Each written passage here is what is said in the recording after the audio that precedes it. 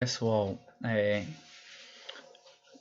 dando continuidade a essa aula de noções de construção civil, vamos a mais um elemento estrutural. No caso é a laje. Muito é questionado sobre essa questão de laje ser um elemento estrutural, porque à vista de pessoas leigas sem conhecimento técnico, os únicos elementos estruturais são vigas, pilares e fundações. Porém, a laje é um elemento estrutural muito importante, já que ela está no primeiro ponto e no primeiro contato com a maioria das solicitações que são empregadas na estrutura. As lajes são as estruturas de superfície ou laminares quando possuem superfície média e lei de variação de sua espessura conhecida. Então, existem como concretos ou como vigas, como os pilares, existem inúmeros tipos de lajes. Eu coloquei aqui na aula os que são mais empregados, no nosso dia a dia, certo? Inicialmente eu coloquei o método que é mais empregado no Brasil, que são as lajes de bloco cerâmico. As estruturas da superfície da laje de bloco cerâmico é formado por lajotas, certo? Treliçadas. Esse sistema é muito complexo porque existe uma ligação entre os blocos cerâmicos, as vigotas e o concreto que vai ser colocado. Eles vão estar interligados. Porém, se faz necessário pensar de que essa parte do bloco cerâmico é apenas para a disposição da laje, certo? Diferente da laje maciça, que ocupa todo o espaço da laje, o bloco cerâmico está ali nas subdivisões onde não ocorre a transição de esforços. Durante os estudos sobre lajes, foram vistos que o espaçamento entre alguns vãos, cerca de alguns centímetros, aquele concreto ali não sofre alteração nenhuma do emprego de esforços colocados sobre a laje. Então, se aquele concreto não sofre, não ajuda em nada, por que não retirá-lo? Então foi pensado em colocar os tijolos cerâmicos, já que eles são muito mais baratos do que o concreto, certo?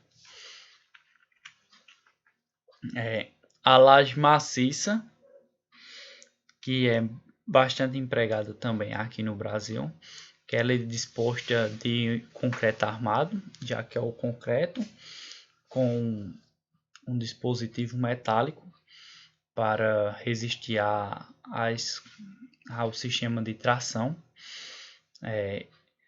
A laje maciça está sendo bastante substituída pelo uso de lajotas na parte de lajes com materiais cerâmicos e também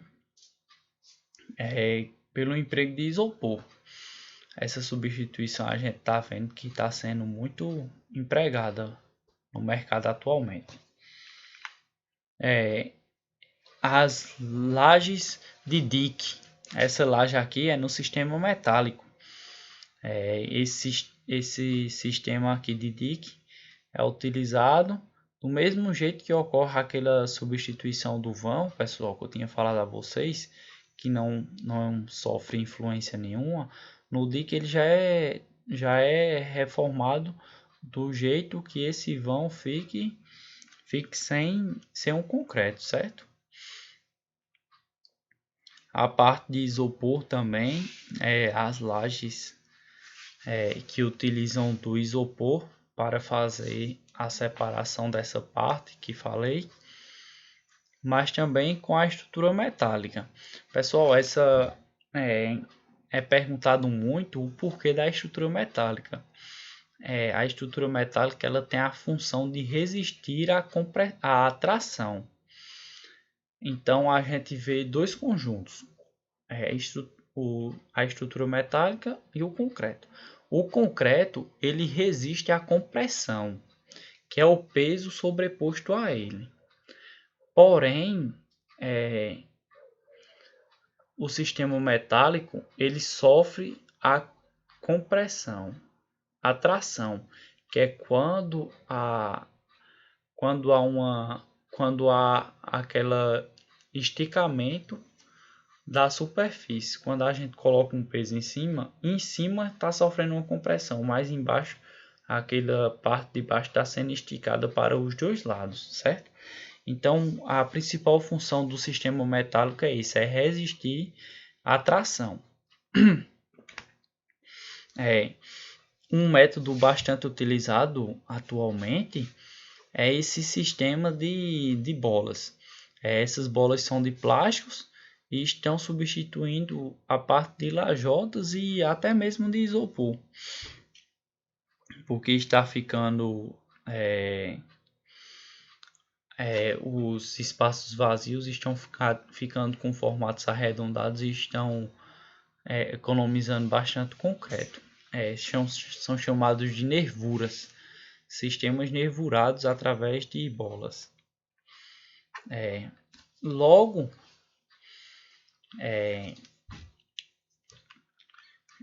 finalizamos essa parte de laje, pois existem inúmeros tipos de laje, só que essas são as que nós vamos mais utilizar, certo? Logo em seguida vamos dar entrada à parte de fundação, que é a parte de distribuição final do sistema estrutural. É onde realmente os esforços são distribuídos para a terra. Entende-se por fundação a parte da estrutura que tem por objetivo transmitir ao terreno a carga da edificação. Para a escolha correta e dimensionamento da estrutura de fundação, necessita de cálculos de cargas atuantes sobre a mesma e do estudo do terreno. Então, para fazer a utilização da fundação, a gente tem que saber tudo o que vai ter ali. Uma fundação para uma residência é muito diferente de uma fundação para um centro comercial que vai ser uma academia. A gente sabe que o peso que vai ter naquela academia vai ser 10 vezes maior do que vai ter numa resistência. Então, o cálculo da fundação é muito variado dependendo do tipo de empreendimento. As fundações se dividem em dois tipos, que são as superficiais e as fundações profundas. As fundações superficiais são utilizadas na maioria das vezes em residências simples, de 1 ou 2 andares, ou então em galpões simples de baixa estrutura. São sapatas isoladas, esse tipo aqui, porque elas são feitas isoladamente para cada pilar. São executadas em concreto armado e possuem um formato retangular. Podendo trabalhar a flexão, esse sistema quadrado. São utilizados quando o terreno já possui uma resistência suficiente para uma pequena área resistir aos esforços que será submetido. Então, quando existe um solo bastante resistente, o emprego das sapatas superficiais do tipo isolada são muito empregados. Também existem as sapatas do tipo corrido. É muito utilizado esse sistema corrido porque o pessoal tem medo de que ocorra recalque. Então a distribuição das forças são muito mais empregadas na parte da superfície corrida.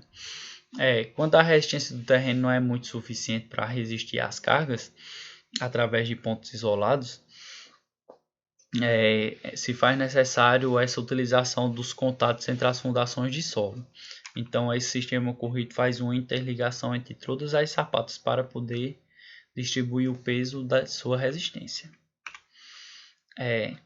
Também não está sendo muito empregado hoje em dia, porém faz parte da história e ainda dependendo de alguns lugares no interior, é utilizado muito a alvenaria de tijolos.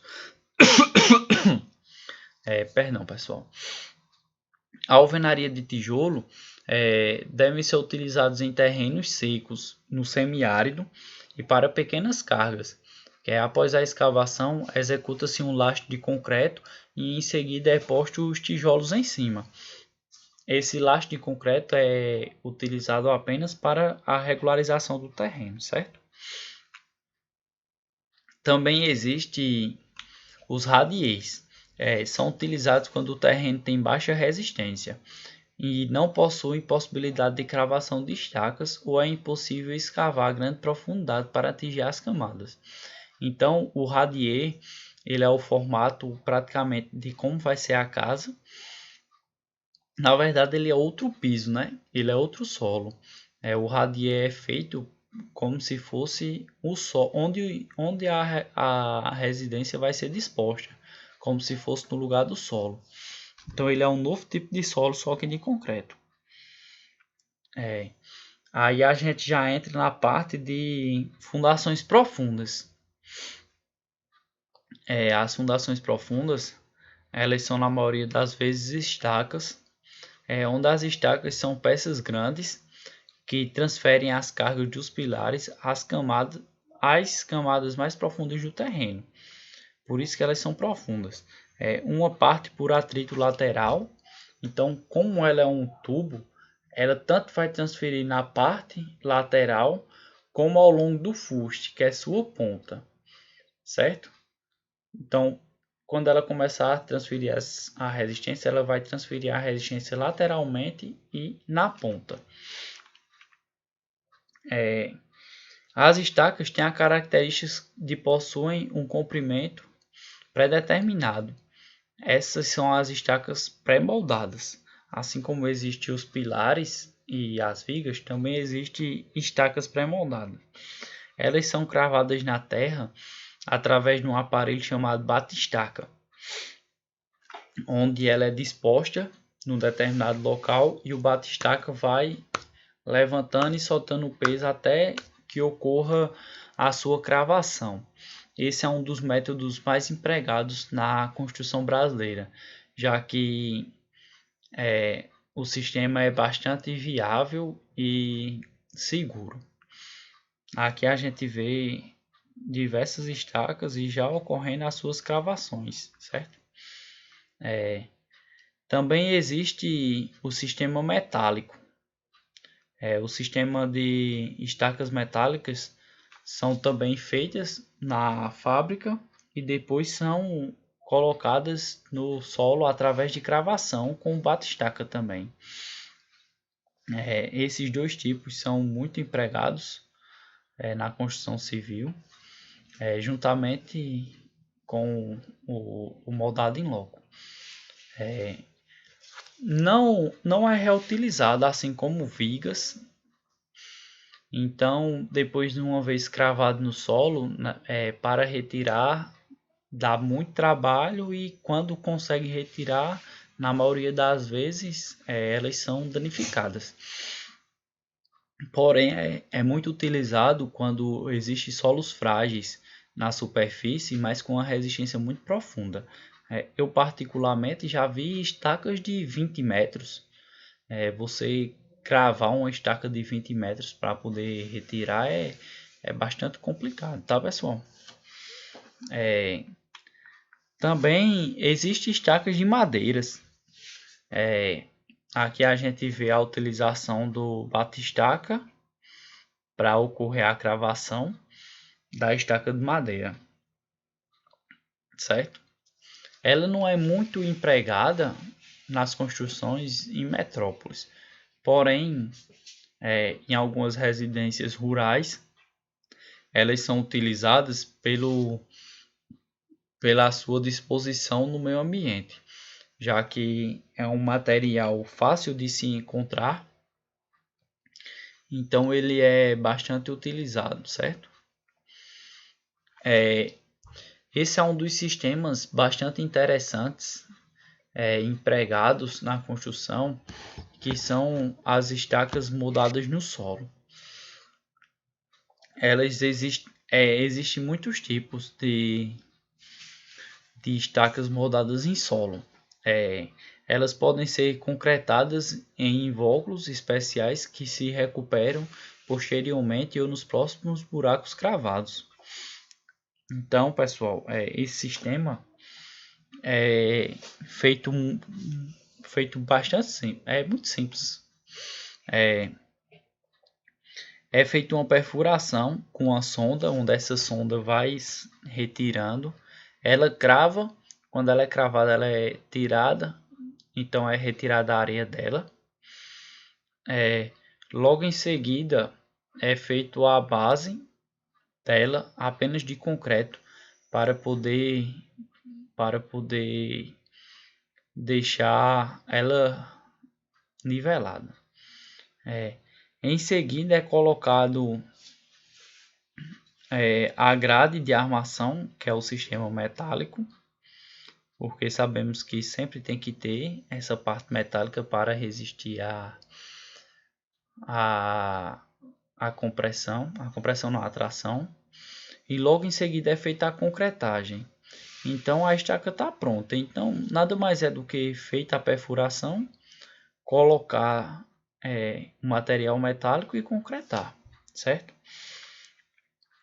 Porém existe uma variação que é feita a utilização de trade manual. O trade nada mais é do que uma perfuratriz, onde vai dar um emprego de uma perfeição maior desse material. Então, como é feito, pode ser manual, mas também pode ser utilizado maquinário para perfurar. Então, ele é feito a perfuração, logo em seguida o apiloamento para nivelar, é feito a concretagem e em seguida a colocação das espiras. Então, esse método aqui, depois que ocorre a concretagem, é que é feito, que é colocado o sistema metálico, certo? O sistema mecânico para abrir, para fazer a escavação, é chamado de broca rotativa. Ela é uma broca mecânica já no caminhão, onde ele vai perfurando e retirando o material do solo.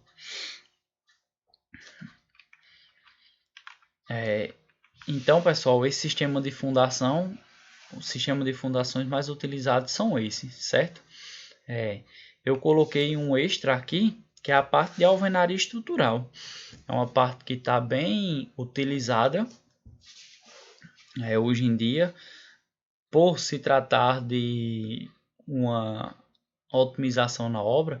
Então, a parte de alvenaria estrutural ela está sendo muito utilizada por desperdiçar alguns passo a passo. No caso, ele não precisa colocar viga, não precisa colocar pilar. O sistema de fundação ela é montada em cima de um radier, que é aquele plano substituindo o solo. Então, a alvenaria estrutural é um sistema de construção em que as paredes de edificação fazem a função estrutural, não sendo necessário o emprego de vigas e pilares para a sustentação do edifício, substituindo o método tradicional de concretagem. E também o sistema de alvenaria estrutural evita alguns passo a passo, como por exemplo, não vai precisar fazer a espera. Quando é feito uma viga ou um pilar, a gente tem que esperar para poder utilizar. No sistema de alvenaria estrutural, não. Ele é mais rápido por conta disso. Assim que é feita a alvenaria estrutural, já pode ser utilizado. Não vai precisar daquela espera que se tem. Então, pessoal, essa parte de noções de construção civil, nós vamos finalizando essa primeira etapa. As próximas aulas serão apenas sobre construção civil e sobre, principalmente, materiais utilizados na construção civil. já que já vimos essa parte inicial da obra, que é a parte de topografia, investigação de solo e estruturas, já vimos como é feita a parte de estrutural. Então a gente vai começar a ver a parte de materiais, que são a parte de acabamento, certo? Então até a próxima aula, pessoal.